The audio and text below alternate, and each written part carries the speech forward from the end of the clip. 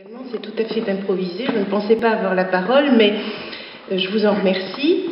Et je suis venue ici en double qualité, d'abord de futur bâtonnier du barreau de Metz, et puis comme déléguée régionale de la Chambre nationale des professions libérales.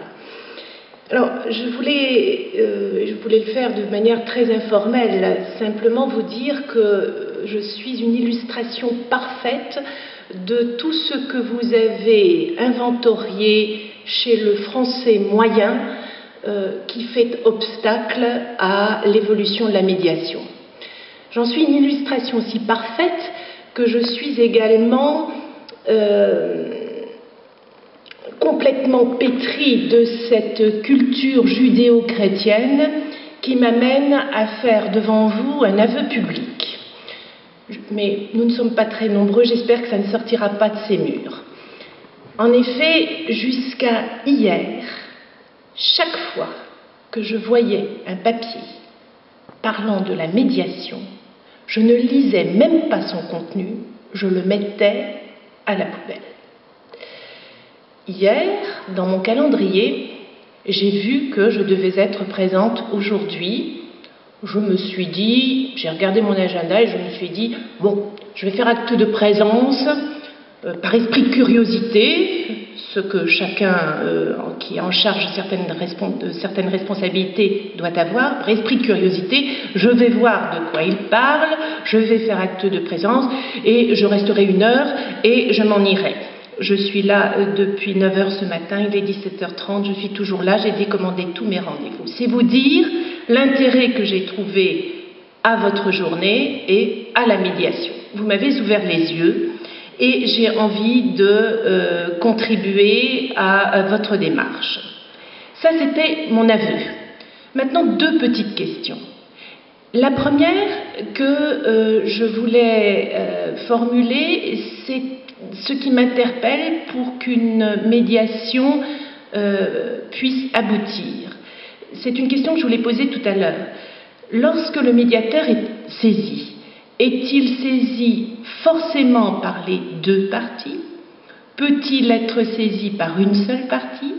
Et le caractère obligatoire d'une médiation ne voue-t-elle pas celle-ci à l'échec? Je pense, d'après ce que j'ai pu comprendre aujourd'hui, que la démarche positive et volontaire de chacune des parties promet un résultat à 90% à la sortie de la médiation. En revanche, une médiation subie, entre guillemets, a-t-elle autant de chances de réussir?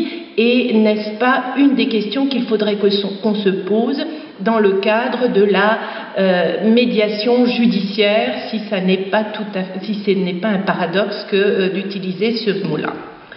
C'était la première question. Ma deuxième question, c'était dans l'hypothèse où effectivement les avocats auraient une démarche qui les conduirait à recourir à la médiation, comment faire pour avoir des interlocuteurs adaptés à leur situation? Je vous avoue qu'au barreau, le courant ne passe pas, que si on nous dit « ayez recours à la médiation », nous ne saurons pas comment faire. En qualité de futur bâtonnier, je vous invite à prendre contact avec moi pour que éventuellement nous puissions faire un inventaire ou établir une première relation constructive. Et le troisième point, c'était finalement prendre devant vous un engagement officiel, malheureusement limité à ce qui est mon pouvoir. C'est le seul pouvoir que je peux avoir, c'est d'inciter l'intérêt du barreau de Metz pour la médiation. Et cela, je pourrais le faire d'autant plus, et cet engagement me paraît pas tout à fait irrationnel, dans la mesure où nous avons des magistrats qui semblent très impliqués. Je cite M. Aigret, qui vient d'être installé en qualité de premier président de la Cour d'appel et qui, je l'ai découvert au cours de cette journée, a mis en place un système de médiation dans le TGI de Créteil, qui était son précédent poste. Donc, M. Aigret semble ouvert à cette démarche. M. Stéchelet, qui est président de chambre de la Cour d'appel et qui était présent tout le long de cette journée,